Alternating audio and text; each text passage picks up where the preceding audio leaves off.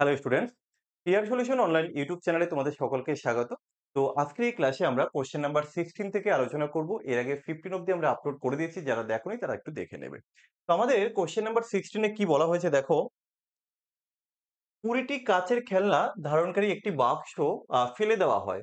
নিম্নের কোনটি ভাঙ্গা খেলনা এবং আস্ত খেলনার অনুপাত হতে পারে না? এখানে কোনটা অনুপাত হতে পারে না বলেছে। দেখো, এখানে মেন কনসেপ্টটা হচ্ছে এই যে অনুপাত, এই অনুপাতের সমষ্টি দিয়ে যদি মোট খেলনাকে আমরা ভাগ করতে পারি, তাহলে সেটাই অনুপাত হতে পারবে। আর যে অনুপাতের সমষ্টি দিয়ে আমরা মোট খেলনার সংখ্যাকে ভাগ করতে পারবো না, সেটা কিন্তু কখনোই অনুপাত হবে না। তাহলে এবার আমরা একটু চেক করব। দেখো, এখানে অনুপাতগুলোকে প্রথমে আমরা যোগ করে নেব। তাহলে প্রথম অনুপাতটা যোগ করলে কত হবে? 4 আর 1 এ 5। দ্বিতীয়টা কত হবে? 3 আর 1 এ 4। তৃতীয়টা কত হবে? 3 আর 2 এ 5। ওকে? চতুর্থটা অপশন ডি হবে 6। এবার দেখো কি বলেছিলাম? অনুপাতের সমষ্টি দিয়ে খেলনার সংখ্যাকে ভাগ করতে হবে। দেখো, 5 দিয়ে 20 কে ভাগ করা যাচ্ছে। তাহলে এটা কিন্তু অনুপাত হতে পারে। আচ্ছা, 4 দিয়ে 20 কে ভাগ করা যাচ্ছে। এটাও অনুপাত হতে পারে। 5 দিয়ে 20 কে ভাগ করা যাচ্ছে, এটা অনুপাত হতে পারে। কিন্তু 6 দিয়ে 20 কে ভাগ করা যাচ্ছে না। অতএব এটা অনুপাত হবে না। কোশ্চেনে তাই চেয়েছে, কোনটা অনুপাত হতে পারে না। সো অপশন ডি হয়ে যাবে আমাদের সঠিক উত্তর। চলো নেক্সট কোশ্চেন।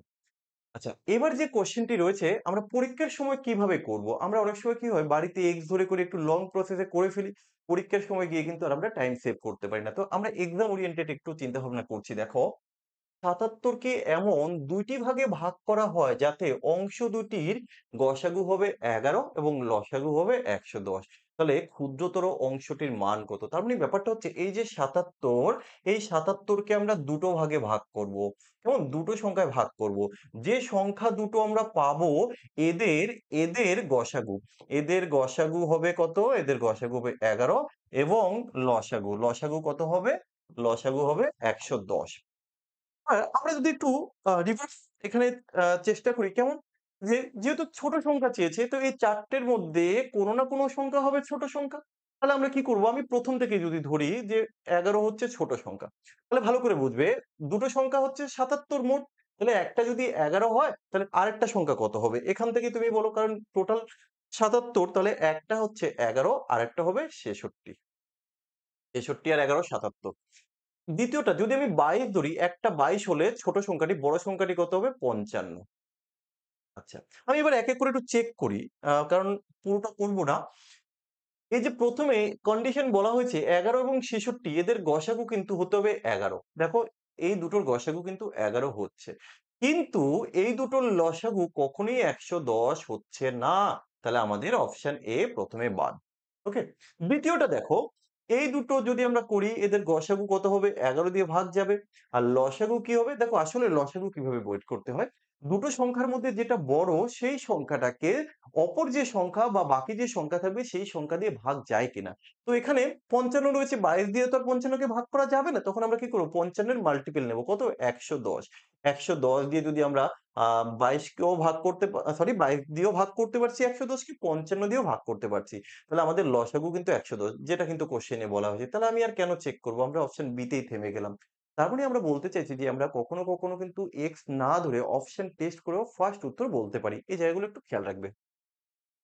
Next question. একজন সেনাপ্রধান ৩৬,৫৬২ সেনাদের নিয়ে একটি বর্গরূপ গঠন করতে চান। গঠন করার পর তিনি দেখলেন কিছু সেনা অব্যবহৃত থেকে গেল। অব্যবহৃত সেনার সংখ্যা কত? দেখো, এখানে মূল যে ধারণাটা সেটা কিরকম? ধরো, মোট সেনা, ঠিক আছে?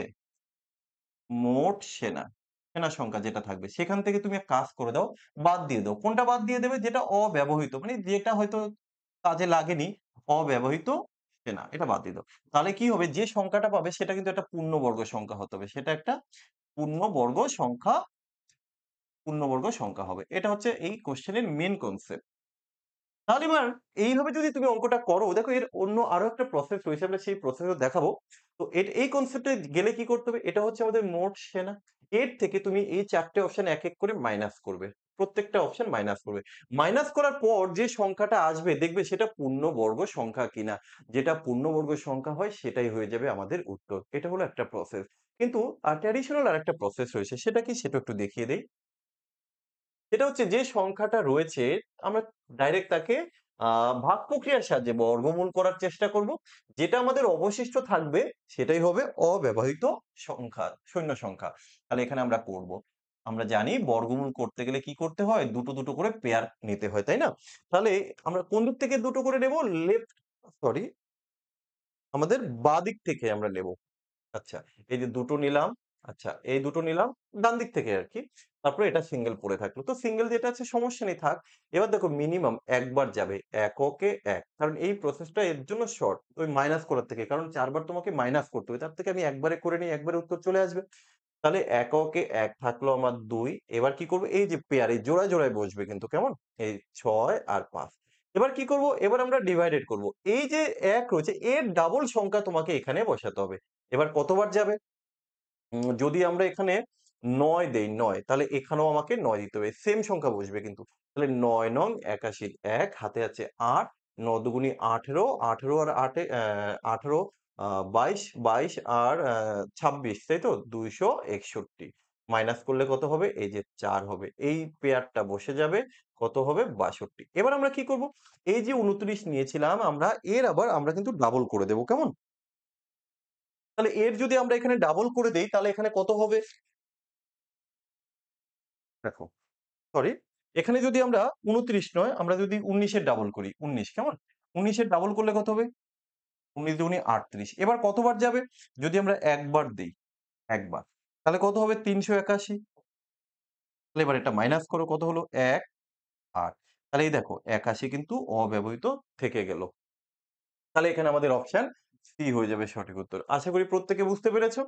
তো আমরা ১ম এ যে কনসেপ্ট টা দিয়েছিলাম সেইভাবে হলে কি প্রত্যেকটা এই সংখ্যা থেকে প্রত্যেকটা অপশন মাইনাস করতে হবে। তারপরে আবার চেক করতে হবে কোনটা বর্গ সংখ্যা তাতে সময়টা বেশি লাগবে। তো সবথেকে বেস্ট কিন্তু এটা। কারণ কিছু, কিছু ক্ষেত্রে আমাদের লং প্রসেস টাও কিন্তু একটু মাথায় রাখতে হবে। আচ্ছা দেখো পরের কোয়েশ্চেন কি বলা হয়েছে?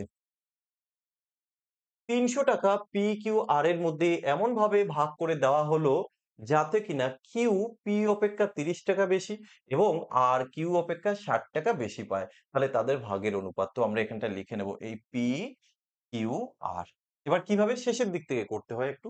দেখো এমনভাবে ভাগ করো যাতে Q P থেকে ৳৩০ বেশি পায়। এই যে Q P থেকে ৳৩০ বেশি। আচ্ছা যদি আমি এটাকে X টাকা ধরি, তাহলে এটা কত হবে? X প্লাস ৳৩০ হবে। আচ্ছা। তাহলে আর কত হবে? আর কি বলেছে Q থেকে ৳৬০ বেশি। তাহলে Q যদি X প্লাস ৩ হয় আরো ৳৬০ এর সাথে যোগ করে দাও। তাহলে ৬০ আর ৩০ ৯০ তাহলে আমি এটাকে বলব X প্লাস ৯০ কিন্তু এই যে টোটাল যে টাকা কত টাকা? ৳৩০০ তাহলে আমরা এই টোটালটাকে যোগ করে দেব। চলো এই টোটালটাকে আমরা যোগ করি। টোটালটাকে যোগ করলে কত হবে? উম আমরা এখানটা লিখব যোগটা মুখে, মুখে করছি। X একটা X, দুটো X, ৩ টে X তো আমি লিখে নিলাম 3X প্লাস ঠিক আছে? দেখা যাচ্ছে তো? হ্যাঁ।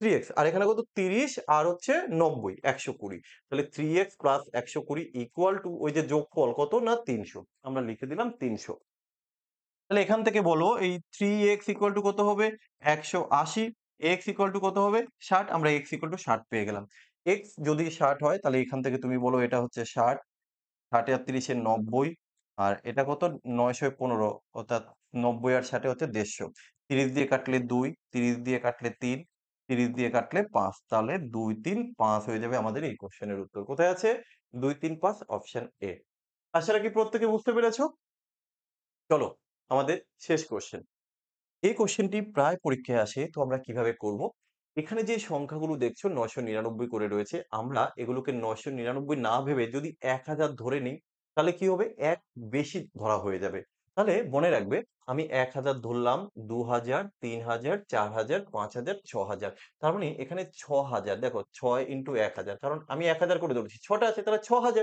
তাহলে আমি কিন্তু বেশি ধরে ফেলেছি কত এক করে বেশি ধরেছি তাহলে ৬ টোটাল বেশি হয়ে গেছে তাহলে ৬০০০ এর থেকে যদি আমরা ৬ বাদ দেই কত হবে ৫৯৯৪ এই যে আমরা লিখলাম ৫৯৯৪ এখনই কিন্তু উত্তর হয়নি। এবার এই যে ফ্র্যাকশন গুলো রয়েছে এবার আমাকে এই ফ্র্যাকশন গুলো যোগ করতে হবে। তাহলে দেখো এই যে ফ্র্যাকশন গুলো যখন হরটা আমাদের সমান থাকে নরমালি আমরা লবগুলোকে যোগ করে দেব। কত হবে ১ এ ২ এ ৩ আর ৩ ৬ আর ৪ ১০ আর ৫ ১৫ আর ৬ ২১ তাহলে ২১ বাই হচ্ছে ৭ ইকুয়াল টু ৩ তাহলে আমরা প্রথমে পেয়েছি ৫৯৯৪ তার সাথে যোগ করে দাও ৩ ৫৯৯৭ হয়ে যাবে আমাদের এই কোশ্চেনের উত্তর। কোথায় আছে? ৫,৯৯৭ অপশন এ। তো আশা রাখি তোমরা প্রত্যেকে বুঝতে পেরেছ। যাই হোক তোমরা যদি রেগুলার এই ধরনের ক্লাস পেতে চাও অঙ্কের, কমেন্ট করে তোমরা প্রত্যেকে জানিও। যারা চ্যানেলে নতুন আছো অবশ্যই চ্যানেলটাকে সাবস্ক্রাইব করে নিও।